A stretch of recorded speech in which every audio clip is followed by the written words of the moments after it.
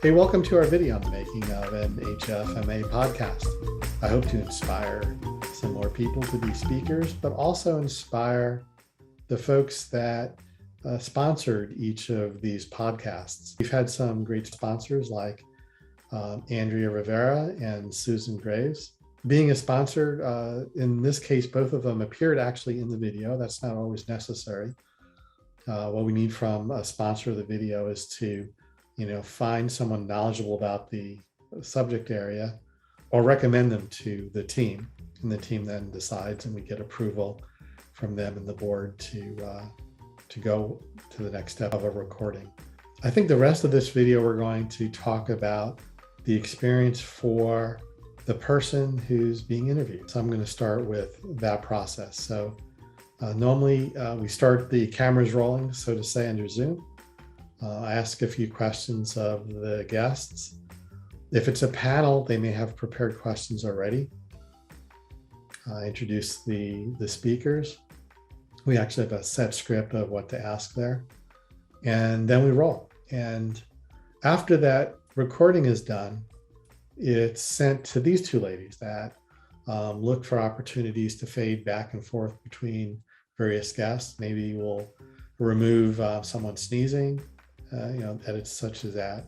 So let me start first with Luisa. Tell me about why you do this. Well, I've always been one to make things. I always like making things for people. And if I can make something that can inspire other people or even just educate them, then that's really rewarding for me. So I love editing and making videos.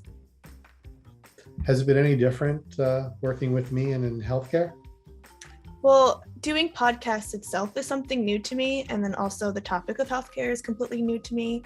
So I am learning a lot about healthcare and risk management as I'm editing and going along and listening to the interviews myself. So I was lucky to find you.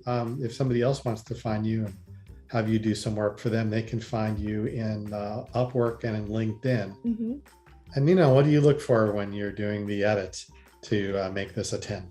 Basically, I'm just taking a look to see if there's any long pauses. Sometimes somebody needs a little time to think about an answer, and we might cut that a little bit short. We'll just do those little tweaks and make sure that they're happy with the interview. They get to see the interview after. I think we're hitting it on the mark between me catching certain things and Luisa doing a lot of technical stuff that really sharpens up the interview. I think we're in a really good space with it. Hey, do you want to ask me any questions? Well, I'd like to know what your criteria is for getting an HFMA leader or representative to come on and do an interview.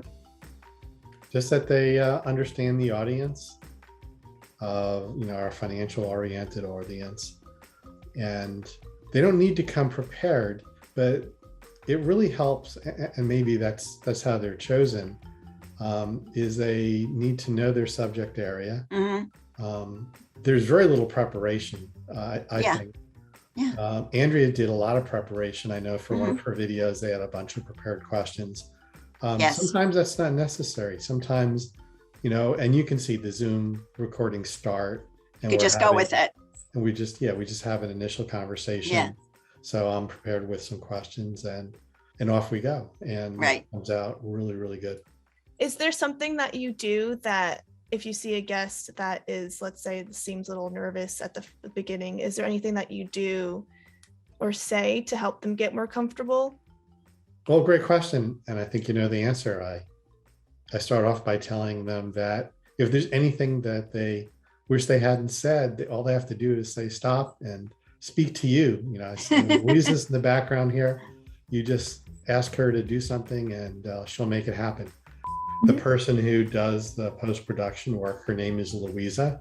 Okay. So I might say something to Luisa. You're welcome to say something to her. Say hello, Luisa. Hi, Luisa. How are you? And I don't think maybe more than once or twice people have asked you to do something. Often we go all the way to the end and everyone had become already comfortable with talking. Also, Andrea Rivera and her guest, we were able to interview them about their experience So maybe we play that next and wrap this up. Good job, guys. Thank you. Great. Thank you.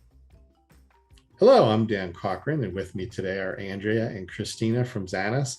We just finished making a podcast for HFMA, and we wanted to share in a couple of minutes what it's like, what the experience is like, what you can expect if you would like to volunteer content. I had that conversation with Andrea, and she's put together the topic of the touchless revenue cycle. What was that like for you, Andrea? It was really interesting and fun for me to do research on this. It's a topic that we really get excited about at Xanis. So like just looking for articles and content on it, I found the process really rewarding, and I learned a lot just looking it up. Tell me about your experience today, Christina, getting ready for this and the actual recording. So I also had a good time. I was a little nervous because, the words that I heard was podcast. And for me, the podcasts are not visual. You just listen to them. So then, now that I'm going to be on video, I was a little nervous. I was saying in the beginning when I was doing some research, I was trying to just get some articles, and I actually came across a lot of comics, and those were really fun. So I definitely did enjoy this time. Mm-hmm. It's been fun recording this with you. Well, thank you very much. Thanks, Dan. Thank you. And thank you, audience, for listening in on this.